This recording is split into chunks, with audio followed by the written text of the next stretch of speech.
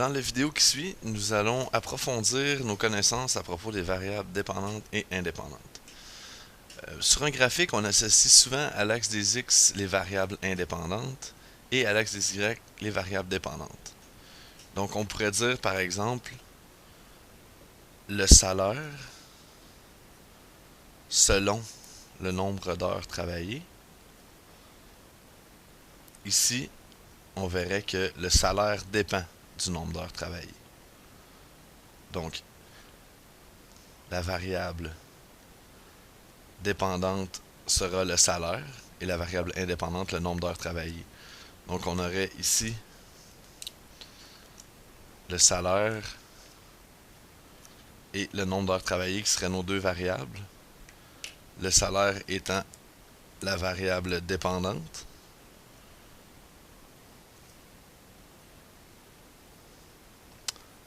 Et le nombre d'heures travaillées, la variable indépendante.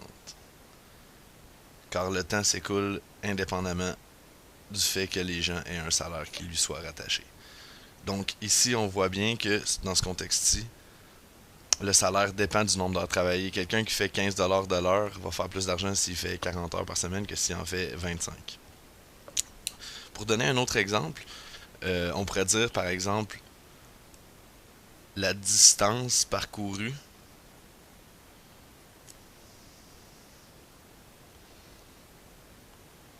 selon le temps écoulé.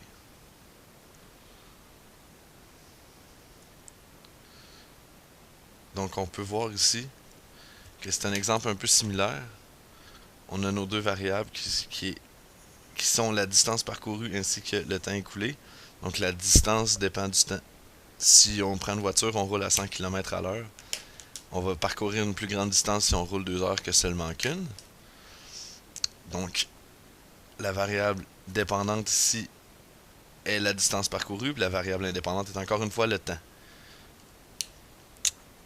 Pour vous donner le truc que je me suis fait donner par Madame Varenne quand j'étais en secondaire 3, on essaie d'identifier dans la phrase mathématique le selon. Ce qui vient avant va être la variable dépendante, ce qui vient après sera la variable indépendante. Mais c'est toujours une bonne idée de réfléchir puis de se dire quelle variable est dépendante et quelle qui est indépendante. Mais ici, c'est évident que le nombre d'heures est indépendant, que le temps qui passe, il n'y a rien qui influence ça. Et le salaire, lui, est influencé par le temps, tout comme la distance. Si on essaie maintenant de tracer puis de voir justement c'est quoi le rôle de la variable dépendante et indépendante dans un graphique, ben, on se rend compte, par exemple, ici, on a la situation salaire selon le nombre d'heures travaillées. On dira qu'un homme gagne, par exemple, un homme ou une femme gagne 10$ de l'heure. Donc, on peut représenter cette situation mathématique-là par la fonction f de x égale 10x. F de x, ça va être notre y.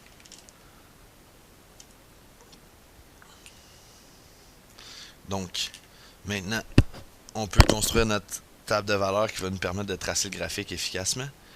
Donc, si x égale 1, f de x, donc y vaut 10. Si x égale 2, f de x vaut 20. Donc, si x égale 3, f de x égale 30. Si x égale 4, f de x égale 40. F de x vaut 5, 50. On comprend la logique. Il ne nous reste plus qu'à tracer cette droite-là dans notre plan cartésien. On se rend compte que ça fait une droite qui passe par l'origine. Donc, le graphique que ça nous donne, c'est ça ici. Tout ça pour illustrer le fait que l'axe des X est bel et bien notre nombre d'heures, puis l'axe des Y est bel et bien notre salaire.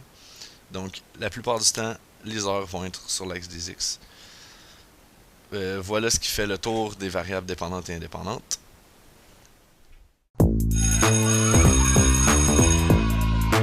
Il y a des jours où on a vraiment besoin d'un coup de pied pour faire nos devoirs, mais il y a des moments où on a surtout besoin d'un coup de main. Pour ça, il y a Allo Prof, des enseignants super cool répondent à tes questions du lundi au jeudi de 17h à 20h. Tu peux les rejoindre par téléphone au 1-888-776-4455 ou dans leur cyberclasse sur alloprof.qc.ca. Et la bonne nouvelle, C'est que c'est gratuit. Profites-en! profitez-en!